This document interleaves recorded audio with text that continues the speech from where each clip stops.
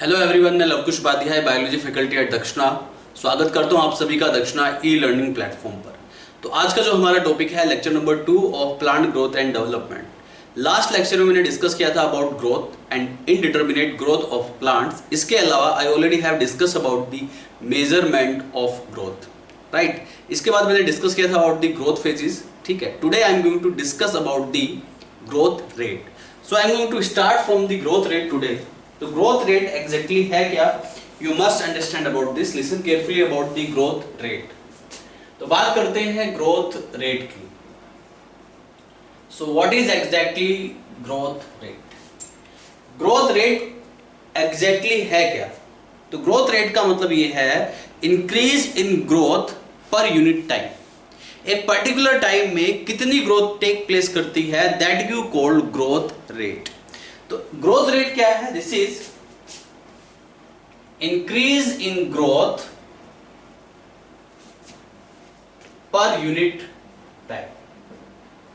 So the increasing of growth per unit time that you called growth rate. तो पर unit time, एक particular time period में कितनी growth take place करती है, इसे आप ग्रोथ रेट कहते हैं। अब यहां पे जो ग्रोथ रेट है, there are mainly two types of growth rate. Number one is arithmetic growth rate and number two is geometric growth rate। तो एक है arithmetic growth rate और दूसरा है geometric growth rate। अब arithmetic growth rate और geometric growth rate में difference क्या है, you must understand about this। arithmetic growth देखिए,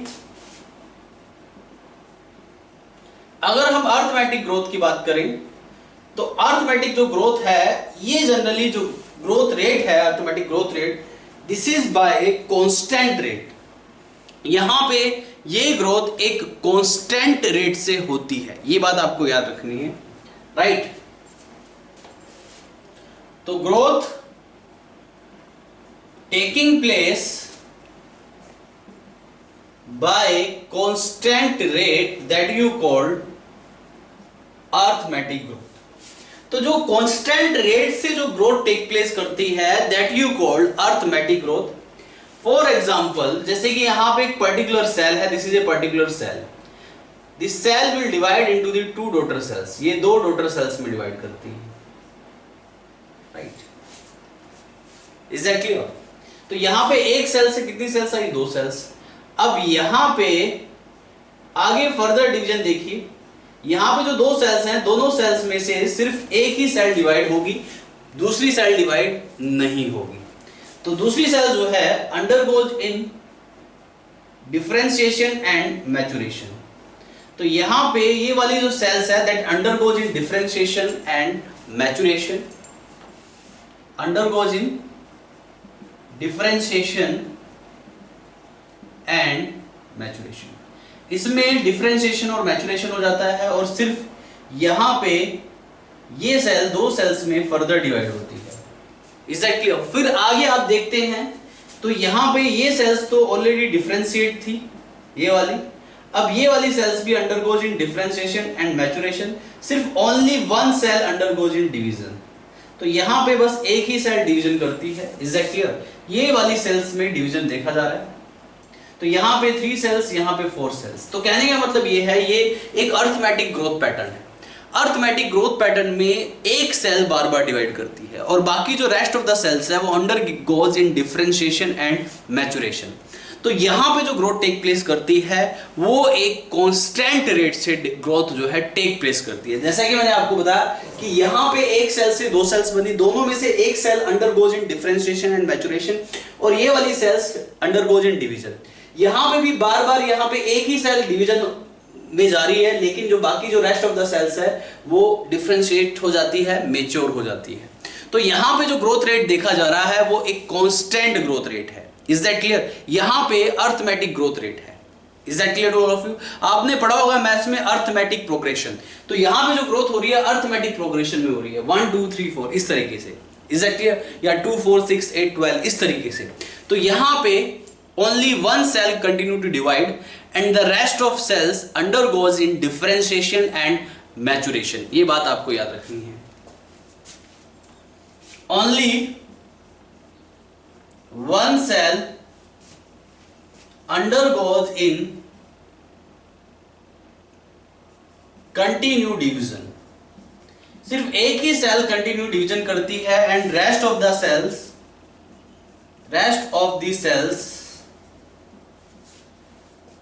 undergo in differentiation and maturation, और बाकी जो सेल्स है वो डिफरेंशिएशन और मैचुरेशन में चली जाती है, they become differentiate and they become mature.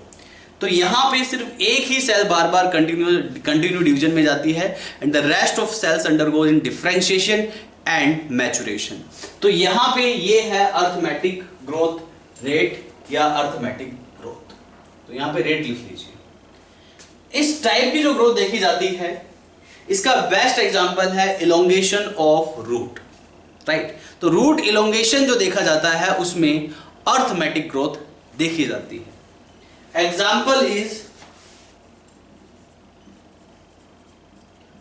Root elongation. तो कांस्टेंट रेट से जो ग्रोथ हो रही है, जहां पे अगेन एंड अगेन एक सेल डिवाइड करती है एंड बाकी सेल डिफरेंशिएट हो जाती है या अंडरगोज इन मैचुरेशन में चली जाती है। अब मैं बात करता हूं अर्थमेटिक ग्रोथ रेट की इक्वेशन क्या है। अर्थमेटिक ग्रोथ रेट की इक्वेशन पे क्वेश्चन पूछ लिया जाता है, आर यू गेटिंग और नॉट, और इसका जो ग्राफ है ये भी आपको समझना है। तो हम यहां पे अर्थमेटिक ग्रोथ रेट की इक्वेशन देखते हैं। तो इसकी जो इक्वेशन है वो क्या है, देखिए, l t equal to l naught या l zero plus r t, ये अर्थमेटिक ग्रोथ इक्वेशन है। यहां पे एल इंडिकेट करता है लेंथ।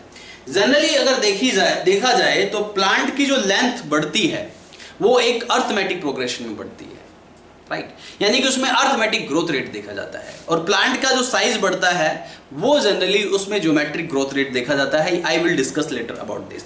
तो यहां पे लेंथ की मैं बात कर रहा हूं, यहां पे एल इंडिकेट करता है, यहां पे ये जो एल टी मैंने लिखा है, दिस इज एल टी,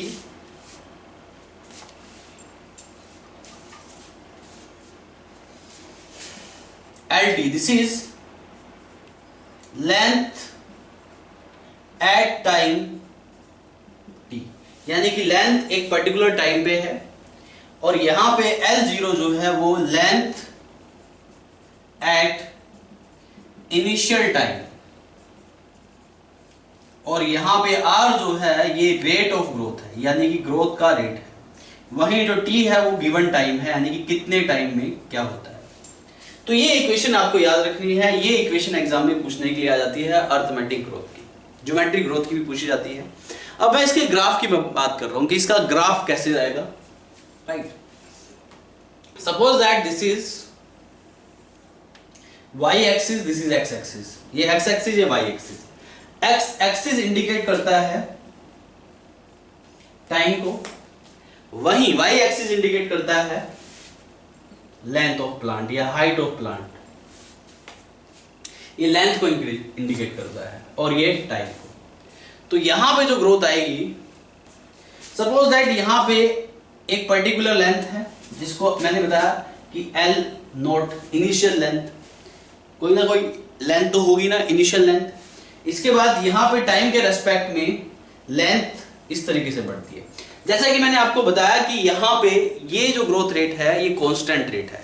तो अगर कोई भी ग्रोथ कांस्टेंट रेट से होती है तो ग्राफ का जो स्लोप है, यानी ग्राफ की जो लाइन है वो इस तरीके से जाता है।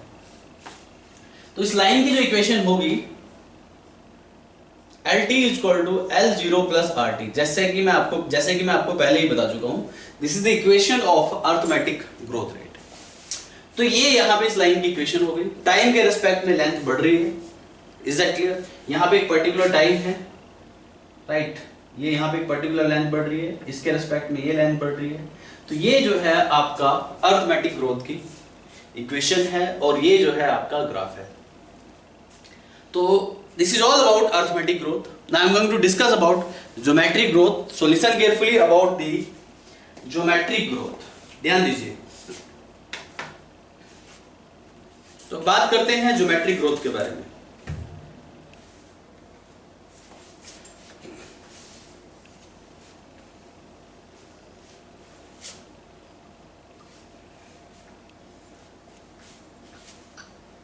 देखिए प्लीज,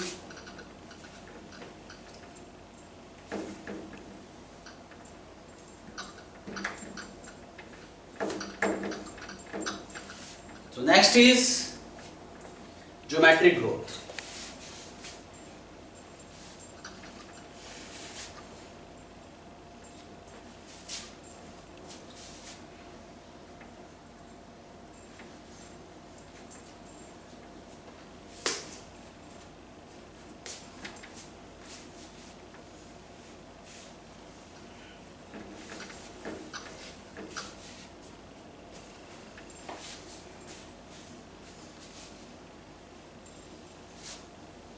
देखिए प्लीज, ज्योमेट्रिक ग्रोथ के बारे में देखते हैं.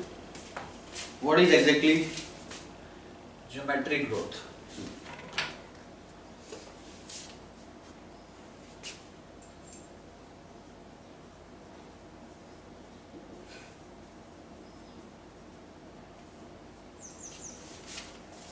तो ज्योमेट्रिक ग्रोथ की बात करते हैं. तो ज्योमेट्रिक ग्रोथ में एग्जैक्टली होता क्या है?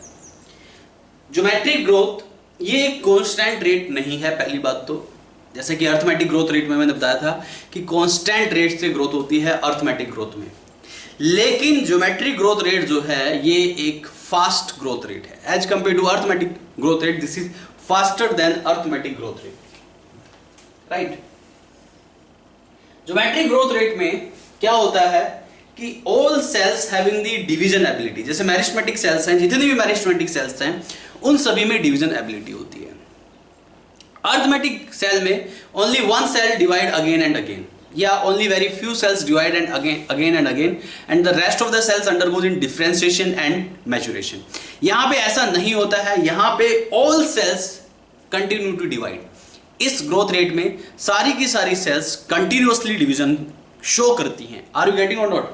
तो यहां पे इस ग्रोथ रेट में, ज्योमेट्रिक ग्रोथ रेट में, all cells continue to divide, यानी कि यहां पे कंटिन्यू डिवीजन देखा जाता है, right. All cells show mitotic division. तो इसमें जो है डिफरेंशिएशन और मैच्योरेशन नाम की कोई चीज नहीं है. यहां पे सभी सेल्स कंटिन्यू डिवीजन शो करती है. सपोज दैट ये एक पर्टिकुलर सेल है, ये पर्टिकुलर सेल दो सेल्स में डिवाइड करेगी and further these two cells undergoes in division and यहां पे 4 सेल्स बन जाएंगी. कितनी सेल्स? 4 सेल्स बन जाएंगी, राइट. 4 के बाद कितनी होगी? 8 sales. These all 4 cells undergoes in division and produce 8 cells. कितनी सेल्स प्रोड्यूस करेंगी? 8 सेल्स प्रोड्यूस करती है. तो यहां पे 2, 4, 8, 16, 32 इस तरीके से, यानी कि यहां पे जो ग्रोथ टेक प्लेस करती है, जो सेल्स के जो नंबर इंक्रीज करते हैं वो एक ज्योमेट्रिक प्रोग्रेशन में होते हैं. तो यहां पे continue increasing number of sales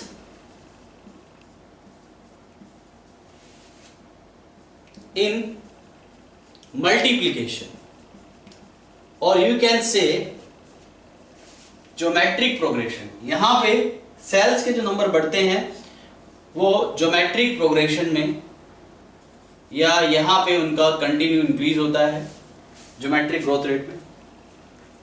अब यहां पे ज्योमेट्रिक ग्रोथ रेट की जो इक्वेशन है, जैसे कि अर्थमेटिक ग्रोथ रेट की इक्वेशन मैंने बताई थी आपको, LT equal to L0 plus RT. ऐसे यहां पे ज्योमेट्रिक ग्रोथ रेट की इक्वेशन क्या है? WT इक्वल टू W0 या नॉट E की पावर RT. ये यहां पे जो ज्योमेट्रिक ग्रोथ की इक्वेशन है. Is that clear to all of you? तो ये इक्वेशन है. यहां पे WT इंडिकेट करता है फाइनल साइज को, ठीक है. W नॉट या 0 इंडिकेट करता है इनिशियल साइज को. E जो है बेस ऑफ नेचुरल लॉगरिथम है.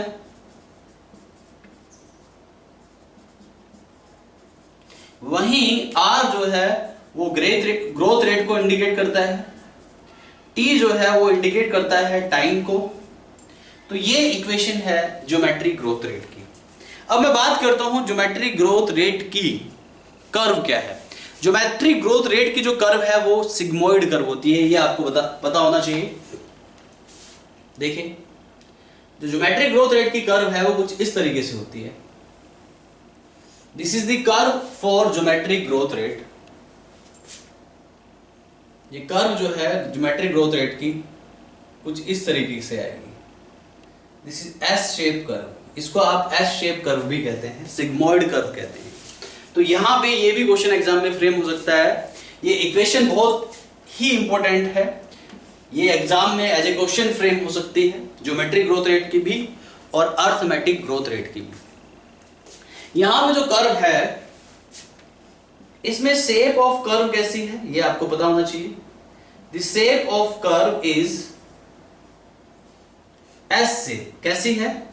एस शेप और sigmoid curve.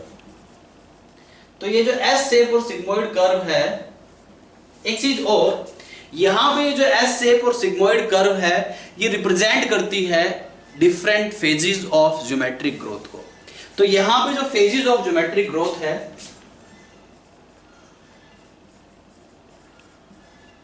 Phases of geometric growth, geometric growth के जो मेन फेजेस हैं वो कौन कौन से हैं? नंबर 1 इनिशियल फेज, जिसको आप बोलते हैं lag phase. Number 2 exponential phase, exponential phase. And number 3 stationary phase. तो यहां पे ये जो y एक्सिस है ये इंडिकेट करता है साइज को या वेट को, ठीक है, ये इंडिकेट करता है साइज और वेट को। वहीं x एक्सिस इंडिकेट करता है टाइम को। तो इस टाइप की ज्योमेट्रिक ग्रोथ कर्व डेवलप हो जाती है। Is that clear?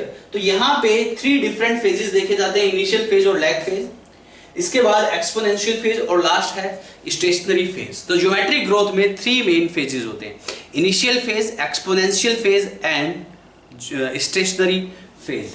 तो यहां पे जो है ये जो लाइन है जो नीचे की साइड आप देख रहे हैं इंडिकेट करता है लैग फेज को और इनिशियल फेज को। यहां पे ये एक्सपोनेंशियल फेज है और एट द एंड यहां पे जब कर्व ऐसे बेंड कर जाती है तो ये इंडिकेट करता है स्टेशनरी फेज को। तो lag phase, exponential phase and stationary phase की मैं यहां पे बात कर रहा हूं, तो ध्यान दीजिए यहां पे, listen carefully.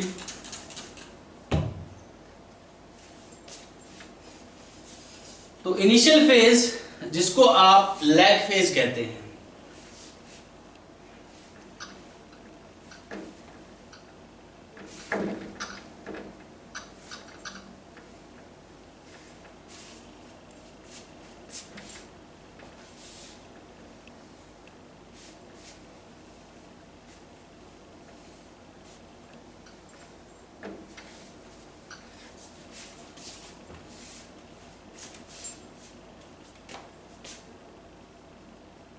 initial phase or you can say lag phase। तो ध्यान दीजिए यहां पे, initial phase और lag phase, that is the first phase of geometric growth, जो कि geometric growth का पहला फेज है। So you must understand about this।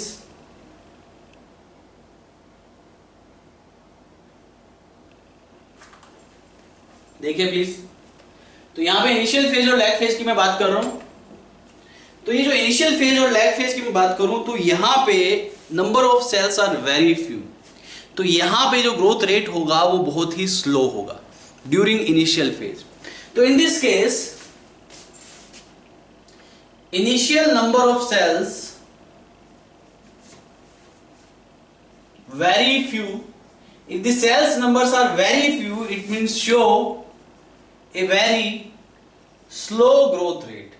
तो यहां पे ये बहुत ही स्लो ग्रोथ को शो करता है, with the respect of the time show very slow growth, क्योंकि initial number of organism, initial number of cells या initial number of microorganism are very few.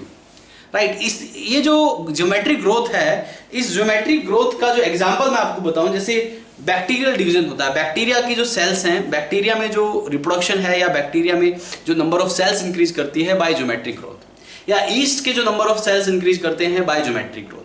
तो सिंगल सेल ऑर्गेनिज्म के जो number increase करते हैं bye geometric growth, वो geometric growth को show करते हैं। तो इसका जो बेस्ट एग्जांपल है micro organism like bacteria, right. तो बैक्टीरिया के जो इनिशियल नंबर है, सपोज दैट कोई कल्चरल प्लेट है, उसमें आप बैक्टीरिया की कॉलोनी को डेवलप करें, तो initial number are very few, तो वहां पे इनिशियली स्लो ग्रोथ रेट होती है। उसके बाद वो all of sudden exponential growth हो जाती है। कैसे होती है, listen carefully. So show a very slow growth, right. Initial number of cells are very few, right. यहां पे very few number of microorganism या बैक्टीरिया,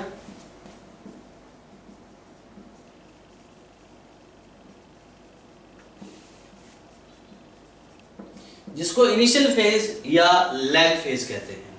इसके बाद बात करते हैं एक्सपोनेंशियल फेज।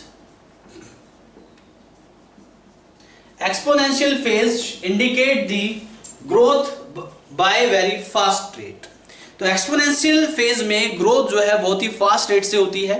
यहां पे जो मल्टीप्लिकेशन है, सेल डिवीजन होता है, वो एक बहुत ही फास्ट रेट से शो करता है, राइट। तो exponential phase show rapid multiplication और रैपिड सेल डिवीजन। यहां पे ग्रोथ जो है, इसको आप लॉग फेज भी कह सकते हैं, ध्यान दीजिए। इसको यहां पे एक्सपोनेंशियल फेज को आप लॉग फेज भी लिख सकते हैं। तो यहां पे ग्रोथ जो होती है एक्सपोनेंशियली इंक्रीज होती है, बहुत ही फास्ट रेट से इंक्रीज होती है। देखिए यहां पे लैग फेज में ग्राफ बहुत ही नीचे है, एक्सपोनेंशियल फेज में ग्राफ जो है बिल्कुल ऊपर चला गया, यानी कि स्पीड से, यानी कि ग्रोथ रेट जो है बहुत ही फास्ट है, स्पीड से यहां पे ग्रोथ टेक प्लेस कर रही है। वहीं तो शो रैपिड मल्टीप्लिकेशन और rapid cell division, growth exponentially increase होती है यहां पे एक्सपोनेंशियल फेज या लॉग फेज में।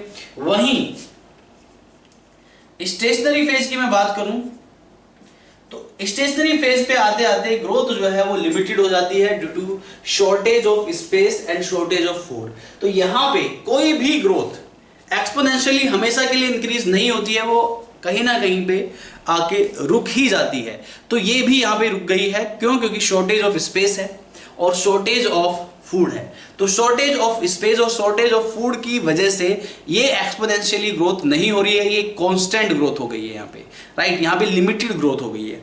तो ये जो स्टेशनरी फेज है, it shows the limited growth. ये लिमिटेड ग्रोथ को शो करता है। यहां पे growth become slow down, exponentially increase नहीं होता है। Is that clear to all of you? And this condition develop due to, ये जो कंडीशन डेवलप होती है दैट इज ड्यू टू, ये कंडीशन डेवलप होती है due to shortage of space and shortage of food. Food की shortage की वजह से, स्पेस की शॉर्टेज की वजह से ये कंडीशन डेवलप होती है। Condition develop due to shortage of space and shortage of food। तो फूड शॉर्टेज और स्पेस के शॉर्टेज की वजह से यहां पे स्टेशनरी फेज आ जाता है। So this is all about geometric growth rate. Is that clear to all of you? This is all about, ये क्या है? ये एक ज्योमेट्रिक ग्रोथ रेट है। Is that clear to all of you? बात समझ में आ रही है? और ये इसकी जो कर्व होती है सिग्मोइड कर्व होती है, एस शेप कर्व होती है। Is that clear? कभी कभी एग्जाम में एक क्वेश्चन पूछा जाता है, क्या प्लांट्स में कभी ऐसा पॉसिबल है कि एस शेप या सिग्मोइड कर्व डेवलप हो सके, यानी कि ज्योमेट्रिक ग्रोथ देखी जा सके? तो ये एस शेप और सिग्मोइड कर्व पॉसिबल नहीं है प्लांट में। क्यों? क्योंकि वहां पे कांस्टेंट रेट से, यानी कि वहां पे एक्सपोनेंशियली ग्रोथ नहीं हो सकती है। वहां पे जो है वो इसी एक रैपिड रेट से ग्रोथ को शो नहीं कर सकता है, क्योंकि वहां पे सीजनल वेरिएशन देखे जाते हैं। प्लांट कभी कभी अंडरगोज, जब प्लांट्स को अनफेवरेबल कंडीशन मिलती है तो वो रेस्टिंग स्टेज में चला जाता है, तो उस टाइम पे वो कोई ग्रोथ लाइक एक्टिविटी को शो नहीं करता है। तो ये प्लांट्स में नहीं देखी जाती है। S shape sigmoid curve can not be observed in plants due to seasonal variation, seasonal variation की वजह से। This is very important question, it can frame in your exam, तो ये पॉइंट और लिखिएगा। So growth of plant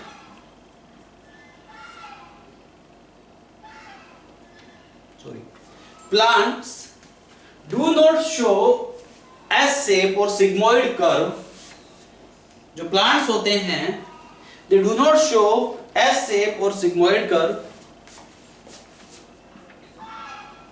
plants do not show S shape or sigmoid curve due to seasonal variation.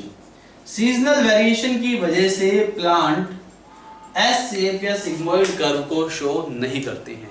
तो ये बात आपको याद रखनी है। इसी के साथ ज्योमेट्रिक ग्रोथ इज कंप्लीट।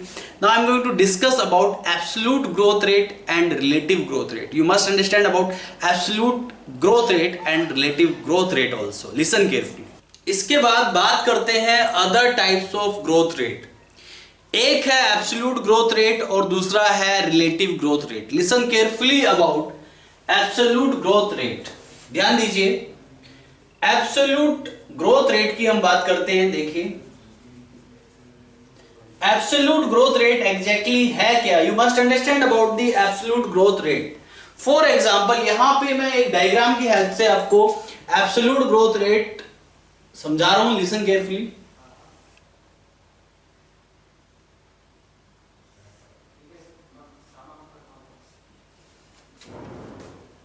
देखिए यहां पे मेरे पास 2 लीव्स है, there are 2 leaves, right. One is leaf A and another is leaf B. तो मैं यहां पे एब्सोल्यूट ग्रोथ रेट की बात कर रहा हूं। तो absolute growth rate, you can simply define this growth rate. This is the measurement and comparison of growth per unit time that you call absolute growth rate.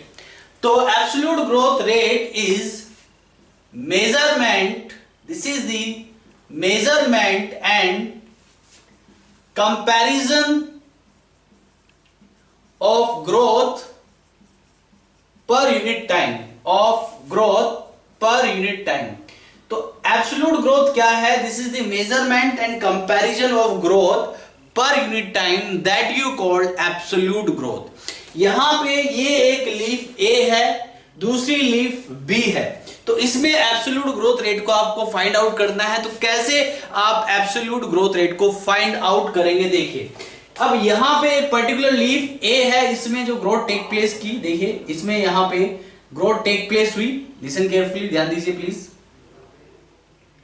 तो यहां पे लीफ ए में जो ग्रोथ टेक प्लेस हुई, this is the growth in leaf A, right. तो leaf ए का size बढ़ गया, पहले वो ए लीफ थी, अब सपोज दैट ये ग्रोथ होने के बाद A1 हो गई। तो इसका जो साइज है, सपोज दैट इस लीफ का साइज, जो ए लीफ है, इसका साइज यहां पे 5 सेंटीमीटर स्क्वायर है, लेकिन ग्रोथ करने के बाद इसका साइज कितना हो गया, 10 सेंटीमीटर स्क्वायर हो गया। Is that clear all of you? वहीं लीफ बी देखिए, लीफ बी का size suppose that 50 centimetre square है, लेकिन इसमें भी ग्रोथ टेक प्लेस हुई, और ग्रोथ टेक प्लेस करने के बाद यहां पे इसका साइज जो है, इसका सरफेस एरिया 5 सेंटीमीटर स्क्वायर बढ़ जाता है, तो ये 55 सेंटीमीटर स्क्वायर हो गया। You can compare. तो यहां पे ए लीफ और बी लीफ में एब्सोल्यूट ग्रोथ रेट सेम है। देखिए ए लीफ में कितना एरिया बढ़ा, यहां पे ए लीफ का जो एरिया था 5 सेंटीमीटर स्क्वायर से अब 10 सेंटीमीटर स्क्वायर हो गया, यानी कि यहां पे जो एरिया बढ़ा है वो है 5 सेंटीमीटर स्क्वायर। वहीं लीफ बी को देखिए, लीफ बी में भी 5 सेंटीमीटर स्क्वायर बढ़ा है, तो ये जो 5 सेंटीमीटर स्क्वायर है ये एब्सोल्यूट ग्रोथ रेट है। और यहां पे लीफ ए हो या लीफ बी, दोनों में 5 सेंटीमीटर स्क्वायर जो है ग्रोथ टेक प्लेस हुई है, यानी कि एब्सोल्यूट जो ग्रोथ रेट है दोनों में इक्वल है। Is that clear to all of you? तो यहां पे this is simple, this is very simple. You can measure and you can compare the growth per unit time that you call absolute growth rate. तो measurement and comparison of growth per unit time that you call absolute growth rate.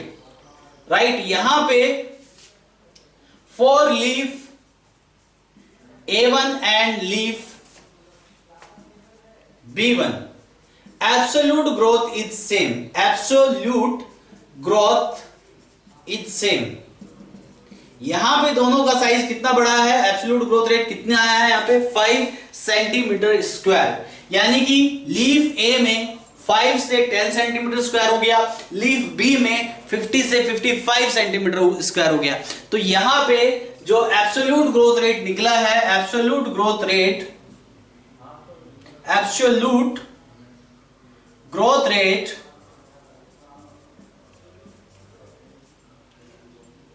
Of leaf A1 का absolute growth rate कितना है 5 centimetre square. Initial size कितना था 5 centimetre square, final size 10 centimetre square.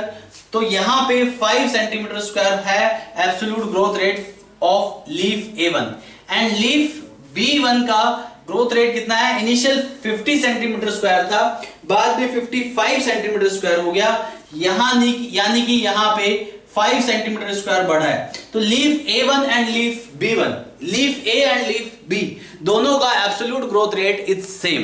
Is that clear? अब मैं बात करता हूं रिलेटिव ग्रोथ रेट की। तो ये एब्सोल्यूट ग्रोथ रेट हो गया, इसके बाद बात करते हैं रिलेटिव ग्रोथ रेट की।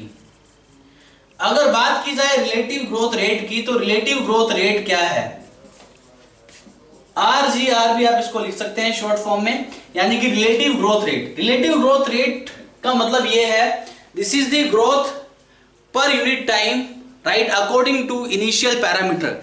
यहां पे आप इनिशियल पैरामीटर को कंसीडर करते हैं।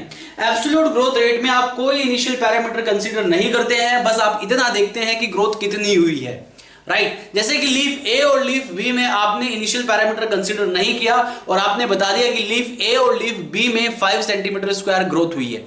वहीं अगर मैं रिलेटिव ग्रोथ रेट की बात करूं तो रिलेटिव ग्रोथ रेट में आप ये देखते हैं कि इनिशियल पैरामीटर कितना है, यानी कि यहां पे आप परसेंटेज निकालते हैं कि यहां पे टोटल कितनी परसेंट ग्रोथ टेक प्लेस हुई है। कैसे? तो यहां पे रिलेटिव ग्रोथ रेट की अगर हम बात करें तो this is the growth per unit time, growth per unit time on the basis of initial parameter. So this is the growth per unit time on the basis of initial parameter. Initial parameter के base पे this is the growth per unit time that you call relative growth rate. Relative growth rate को निकालने के लिए हमारे पास यहां पे formula है। रिलेटिव ग्रोथ रेट को आप कैसे फाइंड आउट करेंगे? This is very simple. यहां पे आप लिखते हैं final size upon initial size. Initial size कितना है, फाइनल साइज कितना है, मल्टीप्लाइड बाय 100। ये हो गया आपका रिलेटिव ग्रोथ रेट और ये परसेंटेज में निकल जाता है। फॉर एग्जांपल हम यहां पे कैलकुलेट करते हैं relative growth rate for leaf A1। For leaf A1 के लिए हम कैलकुलेट करते हैं तो relative growth rate for A1 कितना आएगा, फाइनल साइज कितना है 10 सेंटीमीटर स्क्वायर है, इनिशियल साइज कितना है 5 सेंटीमीटर स्क्वायर है, मल्टीप्लाई बाय 100। तो यहां पे एक सेकंड भाई, final size upon initial size, ये आपको रिलेटिव ग्रोथ रेट निकालना है। यहां पे एक सेकंड,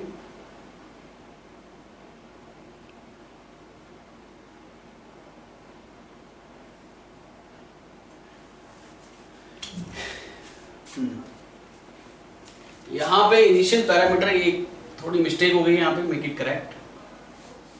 तो रिलेटिव ग्रोथ रेट आप कैसे निकालेंगे, ध्यान दीजिए, राइट।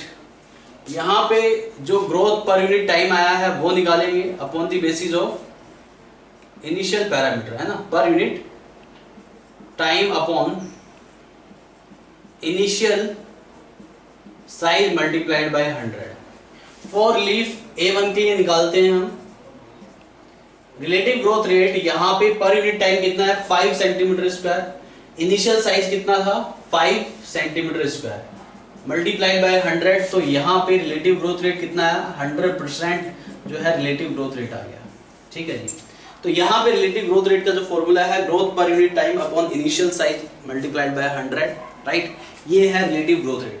तो यहां पे लीफ A1 के लिए इनिशियल साइज कितना था 5 centimetre square, growth per unit time कितना हो रहा है 5 सेंटीमीटर स्क्वायर। तो यहां पे जो रिलेटिव ग्रोथ रेट हुआ वो 100% हो गया। इसके बाद मैं बात करता हूं for leaf B1। Leaf B1 के लिए रिलेटिव ग्रोथ रेट कितना होगा, देखिए यहां पे ग्रोथ पर यूनिट टाइम कितना है, 5 सेंटीमीटर स्क्वायर बढ़ा है, 50 से 55 हो गया, तो 5 सेंटीमीटर स्क्वायर बढ़ा है। इनिशियल साइज कितना था, 50 था, मल्टीप्लाइड बाय 100, तो यहाँ पे जो रिलेटिव ग्रोथ रेट आएगा 10%। तो लीफ A1 और लीफ B1 में अगर आप कंपेयर करते हैं तो रिलेटिव ग्रोथ रेट A1 का ज़्यादा है, रिलेटिव ग्रोथ रेट B1 का कम है। रिलेटिव ग्रोथ रेट A1 का 100% है और B1 का सिर्फ 10% है, जबकि इनका एब्सोल्यूट ग्रोथ रेट सेम है। तो रिलेटिव ग्रोथ रेट वेरी करता है, जबकि यहाँ पे एब्सोल्यूट ग्रोथ रेट सेम है। Is that clear to all of you? So this is about absolute growth rate and relative growth rate. This is very important, exam में इससे question पूछे जा सकते हैं। इसके बाद हम बात करते हैं another topic, conditions for growth. अब ग्रोथ के लिए क्या क्या कंडीशंस चाहिए, you must understand about this, listen carefully. Conditions for growth, conditions for plant growth, plant की ग्रोथ के लिए क्या क्या कंडीशन चाहिए, ध्यान दीजिए। Now I'm going to discuss about condition for growth.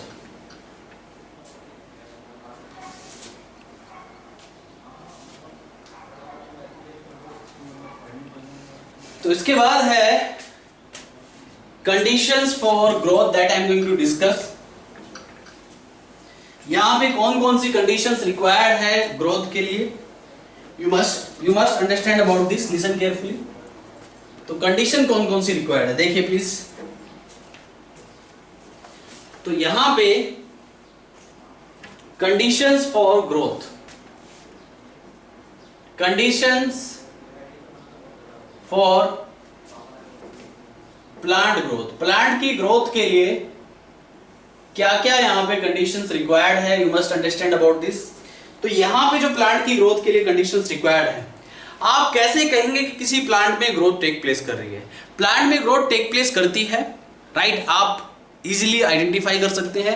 अगर उसका प्रोटोप्लाज्मिक कंटेंट बढ़ रहा है, अगर नंबर ऑफ सेल्स बढ़ रहे हैं, सेल इनलार्जमेंट हो रहा है, सेल्स में डिफरेंशिएशन हो रहा है, it means growth take place कर रही है। Is that clear? लेकिन इस ग्रोथ के लिए क्या क्या कंडीशंस रिक्वायर्ड है हमें ये आपको पता होना चाहिए। तो मेजर कंडीशंस में यहां पे सबसे पहले चाहिए वाटर, उसके बाद ऑक्सीजन, ऑक्सीजन के बाद लाइट, लाइट के अलावा यहां पे टेम्परेचर की रिक्वायरमेंट होती है, टेम्परेचर के अलावा यहां पे ग्रेविटी की भी रिक्वायरमेंट होती है। Water, oxygen, light, temperature, gravity and nutrients, nutrients भी ग्रोथ के लिए चाहिए ही चाहिए। अगर मैं वाटर की बात करूं, देखिए वाटर की क्या रिक्वायरमेंट है, देखिए अगर हम बात करें प्लांट्स में water is very essential. Cells की टर्जिडिटी के लिए पानी चाहिए, प्रोटोप्लाज्मिक कंटेंट को बढ़ाने के लिए पानी चाहिए, वाटर चाहिए, इवन मेटाबॉलिक रिएक्शंस को परफॉर्म करने के लिए भी काफी सारी ऐसी एंजाइमेटिक रिएक्शंस होती है, ऐसी मेटाबॉलिक रिएक्शन होती है जो कि वाटर के प्रेजेंस में टेक प्लेस करती है, उसके लिए भी पानी की रिक्वायरमेंट है। तो यहां पे वाटर की रिक्वायरमेंट किस लिए चाहिए, फॉर सेल टर्जिडिटी। प्लांट्स में जो प्लांट के ऑर्गन्स होते हैं, लीफ वगैरह, उनमें जो है टर्जिडिटी के लिए वाटर की रिक्वायरमेंट होती है, सेल इलोंगेशन के लिए वाटर की रिक्वायरमेंट होती है, protoplasmic, increasing protoplasmic contents, protoplasmic contents को बढ़ाने के लिए भी वाटर की रिक्वायरमेंट है। Is that clear? इसके अलावा for enzymatic activities, enzymatic activities के लिए भी वाटर की ही रिक्वायरमेंट है, बिना वाटर के प्लांट की ग्रोथ टेक प्लेस नहीं होगी। सेकंड नंबर पे आता है oxygen. Oxygen is very essential for the respiratory energy.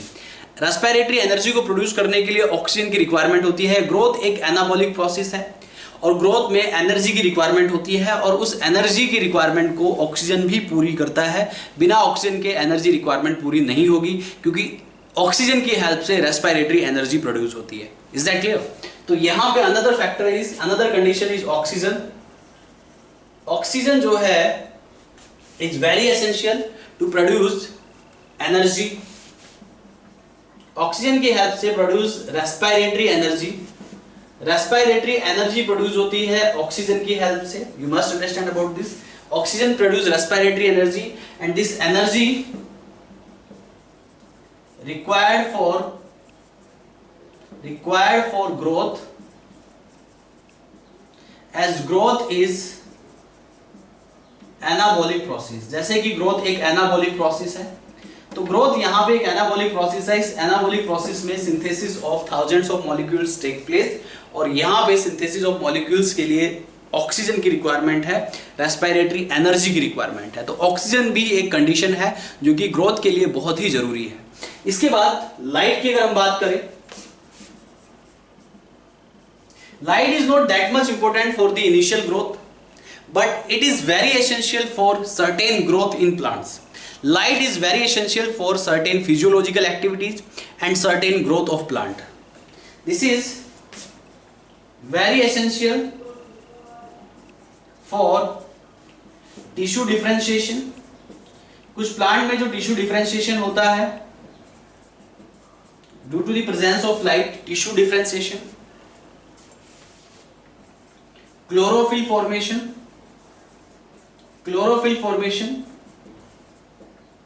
Tissue differentiation, chlorophyll formation, even photosynthesis के लिए भी लाइट की रिक्वायरमेंट होती है। For photosynthesis activity light is very essential. Food production जो होता है, फोटोसिंथेसिस जो होता है, उसके लिए लाइट जो है बहुत ही जरूरी है। Water, oxygen, light. इसके बाद हम बात करते हैं टेम्परेचर की। टेम्परेचर, एक optimum range of temperature is also essential for the plant growth. You must understand about this. Optimum range of temperature is very essential for plant growth. Optimum range of temperature vary essential for plant growth. तो यहां पे जो in majority of plants the optimum range of temperature at which high growth take place of plant that is between 20 to 25 degree Celsius। यहाँ पे जो एक optimum temperature की range है, what is the range of optimum temperature for the growth of plant? तो optimum temperature की range में आता है 20 से 25 degree Celsius temperature is required for the optimum, this is the optimum temperature required for the growth of the plant। If temperature is exceed, if temperature will be exceed, अगर temperature बढ़ता है तो उससे growth related activities slow down हो जाती है, right. मोर than 45 degree Celsius पे temperature जो है ज्यादा होता है, और हाई टेम्परेचर पे वहां पे प्लांट की ग्रोथ एक्टिविटीज जो होती है, प्लांट की जो ग्रोथ होती है वो अफेक्ट होती है। You must understand about this, right. High temperature affect the plant growth, plant growth को अफेक्ट करता है हाई टेम्परेचर। तो you must understand about this. If temperature more than 45 degree Celsius, right, cause excessive transpiration, उससे excessive transpiration होगा, and that results to prevent growth, जिसकी वजह से growth जो है प्लांट्स में रुक जाएगी। You must understand about this. इसके बाद मैं बात करता हूं ग्रेविटी के बारे में, ठीक है। लाइट हो गया, टेम्परेचर, ग्रेविटी एंड न्यूट्रिएंट्स, ये भी बहुत जरूरी है। You must understand about this, listen carefully, ध्यान दीजिए। Next is gravity and nutrients. देखिए प्लीज,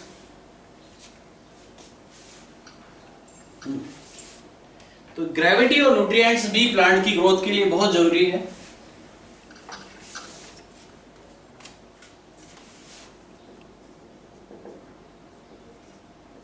ग्रेविटी का मतलब क्या है? If the roots of the plant grow inside the soil that you called gravity.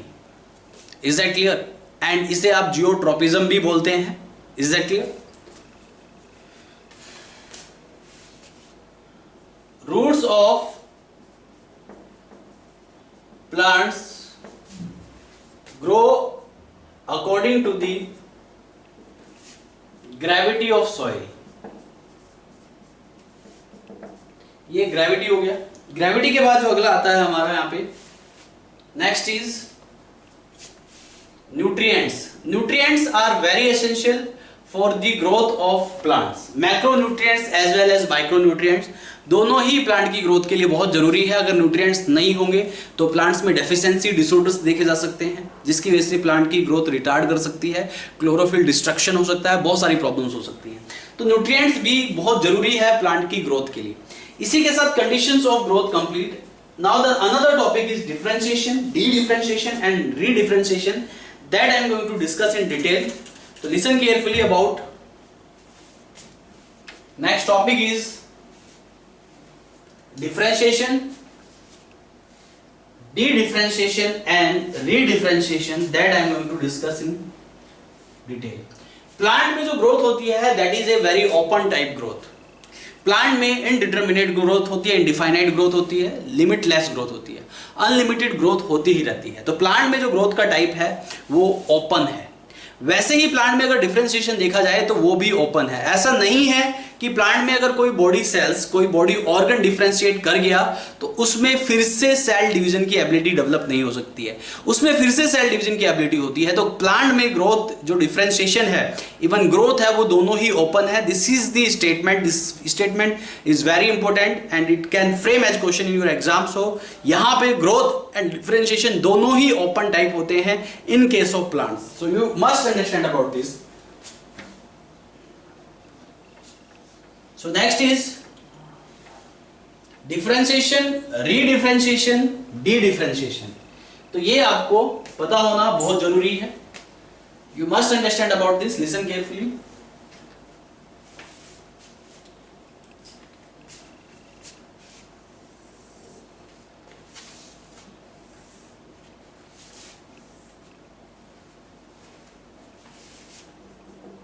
Differentiation, de-differentiation and re-differentiation.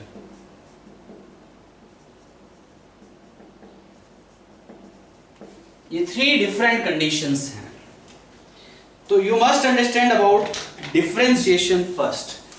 तो differentiation है क्या आपको पता होना चाहिए.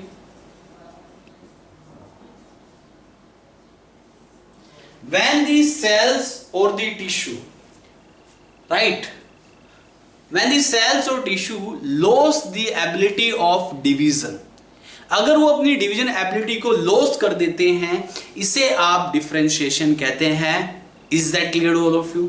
तो यहां पे डिफरेंशिएशन का मतलब क्या है. इफ प्लांट सेल्स और tissues loss their division ability, वो अपनी डिवीजन एबिलिटी को लॉस कर देते हैं, इसे आप डिफरेंशिएशन कहते हैं. तो इफ प्लांट और tissue loss their division ability and undergoes in maturation, इसे आप डिफरेंशिएशन कहते हैं. तो यहां पे ये सेल्स और ये जो टिश्यू है अंडरगोज इन मैच्योरेशन, वो मैच्योर हो जाते हैं. राइट. यहां पे मैच्योरेशन का मतलब ये है कि यहां पे कुछ चेंज आते हैं. Is that clear.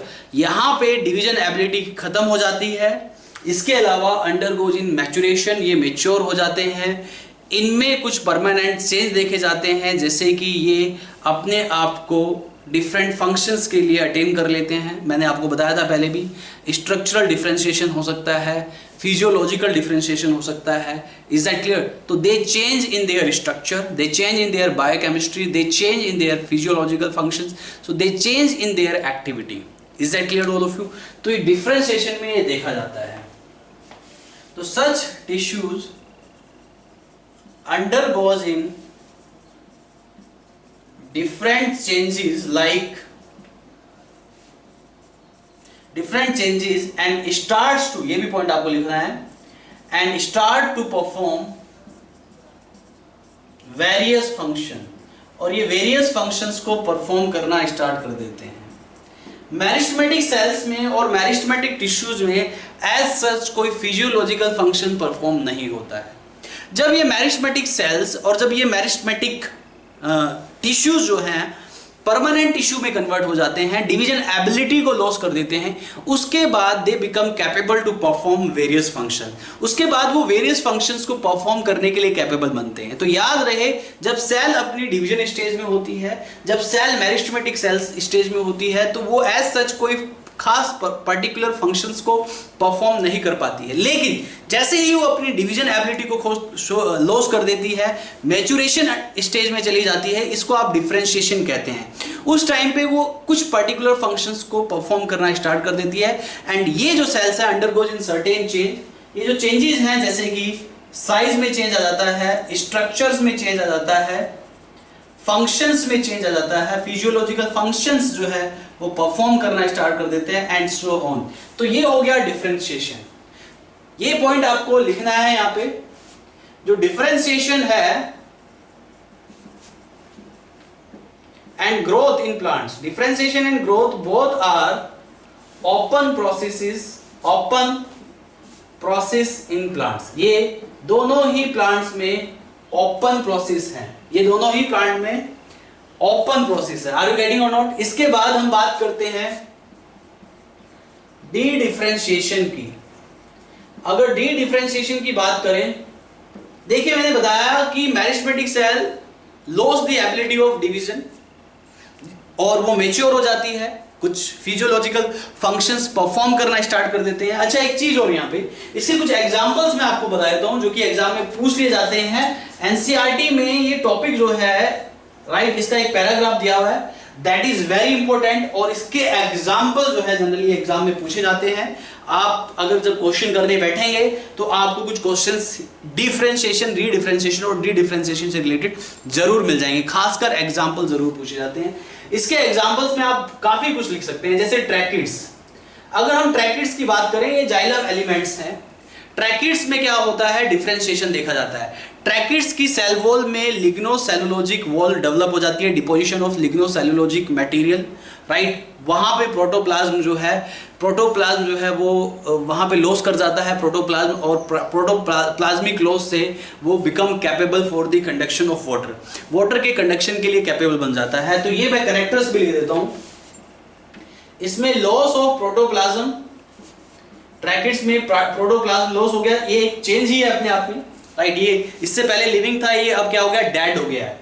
Loss of protoplasm, deposition of lignocellulosic, यानी कि लिग्निन और सेलुलोज से बनी wall, lignocellulosic wall, secondary wall जिसको आप बोलेंगे। मैंने बताया मेरिस्टेमेटिक सेल्स में सिर्फ प्राइमरी वॉल होती है, लेकिन जब मेरिस्टेमेटिक सेल्स में डिफरेंशिएशन होता है तो वहां पे वो सेकेंडरी सेल वॉल बनाता है। तो यहां पे डिपोजिशन ऑफ लिग्नोसेलुलोजिक सेल वॉल, ये कैरेक्टर देखे जाते हैं ट्रैकेरिया एलिमेंट्स में या ट्रैकिड्स में।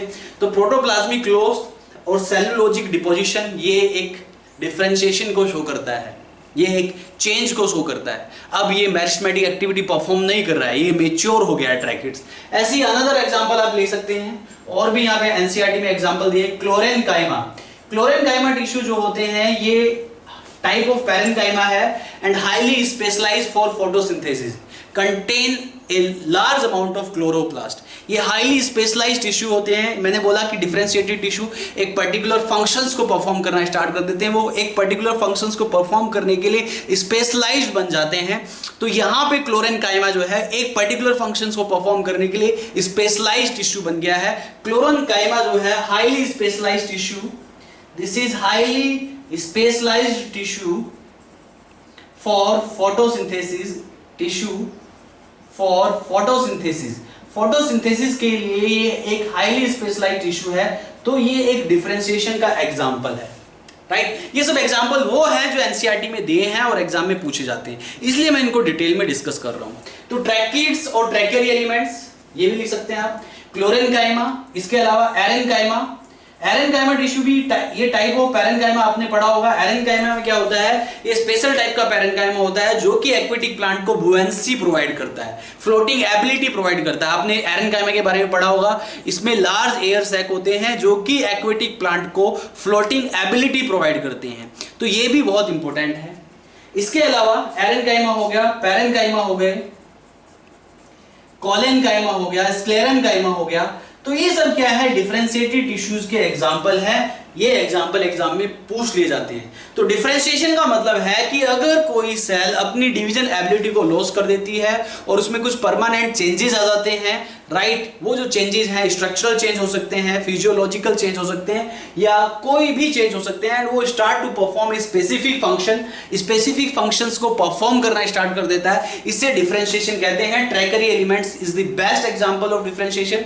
ट्रैकिड्स में क्या होता है, loss of cytoplasm, protoplasm loss हो जाता है, सेकेंडरी सेल वॉल का डिपोजिशन हो जाता है। तो ये क्या है, एक डिफरेंशिएशन का करैक्टर है, ये एक चेंज देखा जा रहा है जो कि डिफरेंशिएशन को शो करता है। उसके बाद tracheary element will start to perform the conduction of mineral and water, right, तभी तो फंक्शन परफॉर्म करेगा जब वो डिफरेंशिएट होगा।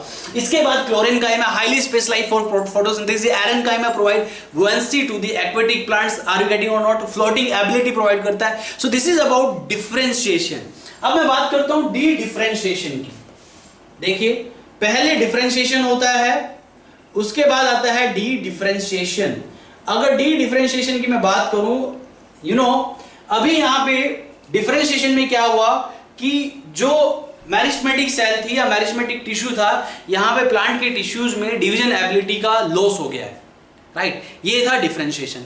लेकिन कभी कभी क्या होता है कि जो डिफरेंशिएटेड टिश्यू है, जो टिश्यू डिफरेंशिएट हो चुका है, जो टिश्यू मैच्योर हो चुका है, वो फिर से डिवीजन एबिलिटी को गेन कर लेता है, इसे आप डी डिफरेंशिएशन कहते हैं। सीक्वेंस वाइज आपको याद रखने, सबसे पहले डिफरेंशिएशन होता है, उसके बाद डी डिफरेंशिएशन होता है, उसके बाद री डिफरेंशिएशन होता है। ये सीक्वेंशियल इवेंट्स है, राइट। कभी कभी इसकी सीक्वेंशियल इवेंट्स पे भी क्वेश्चन पूछ लेता है, उसको मिस अरेंज कर देता है वो, राइट, क्वेश्चन में जो है वो मिस अरेंज हो जाता है, और मिस अरेंज होने के बाद आपसे करेक्ट सीक्वेंस पूछता है। तो करेक्ट सीक्वेंस याद रखनी है आपको, differentiation, D differentiation, and last में आता है री डिफरेंशिएशन। ये करेक्ट सीक्वेंस भी आपको याद रखनी है, इस पे भी क्वेश्चन फ्रेम हो जाता है, वेरी इंपॉर्टेंट। अब मैं बात कर रहा हूं डी डिफरेंशिएशन की। अगर बात करें डी डिफरेंशिएशन की, तो डी डिफरेंशिएशन का मतलब क्या है, तो यहां पे क्या होता है, डिफरेंशिएटेड टिश्यू, जो एक डिफरेंशिएटेड टिश्यू है, अगेन रिगेन दी एबिलिटी, है ना। अभी डिफरेंशिएटेड टिश्यू के पास एबिलिटी नहीं थी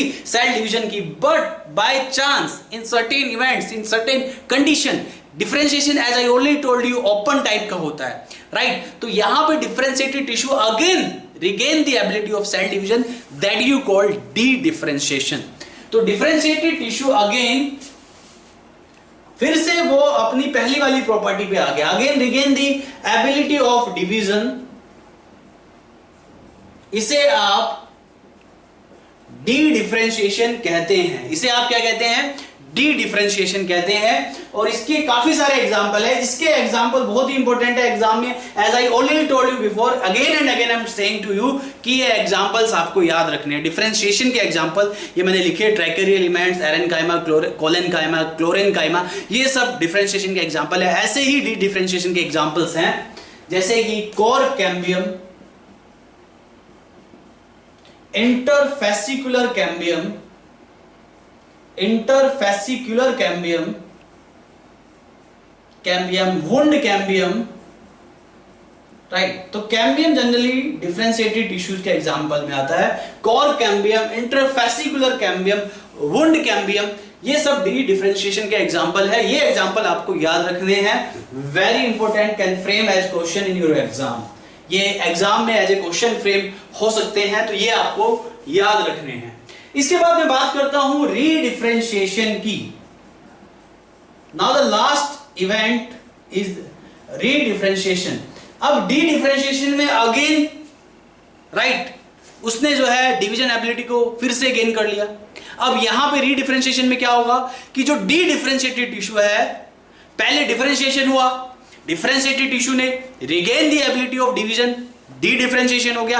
अब ये जो डी डिफरेंशिएटेड टिश्यू है, this D differentiated tissue again loss it's division ability, again undergoes in differentiation, इसे आप री डिफरेंशिएशन कहेंगे। तो ये सीक्वेंस याद रखनी है, पहले डिफरेंशिएशन हुआ, उसके बाद डिफरेंशिएशन में सेल्स की डिवीजन एबिलिटी खत्म हो गई, उसके बाद डी डिफरेंशिएटेड टिश्यू ने फिर से रिगेन की सेल की डिवीजन एबिलिटी, इसको आप डी डिफरेंशिएशन कह रहे हैं। उसके बाद डी डिफरेंशिएटेड टिश्यू ने फिर से लॉस कर दी सेल डिवीजन की एबिलिटीज को आप रीडिफरेंशिएशन कहेंगे। तो पहला डिफरेंशिएशन, दूसरा डी डिफरेंशिएशन और तीसरा रीडिफरेंशिएशन, ये आपको याद रखना है। तो यहां पे रीडिफरेंशिएशन में क्या होता है, इफ डी डिफरेंशिएटेड टिश्यू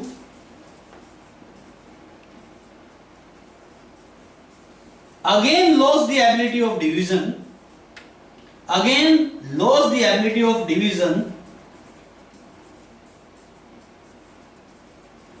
इसे आप रीडिफरेंशिएशन कहते हैं। और इसका जो बेस्ट एग्जांपल है, एग्जांपल एनसीईआरटी में दिए हुए हैं, वही मैं यहां पे लिख रहा हूं और वही इंपॉर्टेंट है, वही एग्जाम में आएंगे। इसका एग्जांपल है सेकेंडरी फ्लोएम,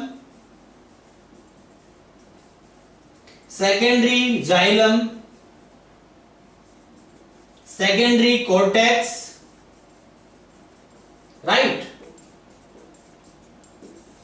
ये सब कॉर्क, ये सब रीडिफरेंशिएशन के एग्जांपल्स हैं। तो ये एग्जांपल, ये टॉपिक बहुत इंपॉर्टेंट है, इसके एग्जांपल्स मेनली पूछे जाते हैं। एग्जांपल आपको याद रखने हैं, सीक्वेंस क्या याद रखनी है, डिफरेंशिएशन के बाद डी डिफरेंशिएशन, डी डिफरेंशिएशन के बाद रीडिफरेंशिएशन। Is that clear to all of you? So this is all about de-differentiation, re-differentiation and differentiation, de-differentiation and re-differentiation. तो यहाँ पे मैंने आज क्या डिस्कस किया, एब्सोल्यूट ग्रोथ रेट और relative growth rate, geometric growth rate, arithmetic growth rate, उसके बाद differentiation, dedifferentiation, redifferentiation, condition of growth. So these all points are very important for your exam point of view. इसमें से questions बहुत आने के chances रहते हैं इन टॉपिक्स में से। तो इन टॉपिक्स को आपको अच्छे से समझना है। ये जितने भी मैंने यहाँ पे पॉइंट्स लिखे हुए हैं, इनको आपको अपनी नोटबुक में नोट डाउन करना है। ये सारी इन्फॉर्मेशन बहुत ही जरूरी है आपके लिए। और यहाँ पे ईच एंड एवरी पॉइंट जो भी मैं यहाँ पे लेक्चर्स में पढ़ाता हूँ, जो भी मैं लिखता हूँ, वो आपकी नोटबुक में लिखे होने चाहिए, जिससे कि वो आपको बाद में काम आ सके और आप अच्छे से रिवाइज कर सके। और क्वेश्चंस की प्रैक्टिस के लिए वो आपके लिए बहुत ही ईजियर हो जाएगा, बहुत ही सपोर्टिव हो जाएगा। आपके जो नोट्स होते हैं, खासकर बायोलॉजी में नोट्स बनाने की बहुत जरूरत होती है, वो notes he at the end आपको काम आते हैं फॉर योर रिविजन पर्पज। इसके बाद मेरा जो अगला टॉपिक है development, that I will discuss in my next class. तो आज के लिए बस इतना ही। Thank you very much, bye bye, take care.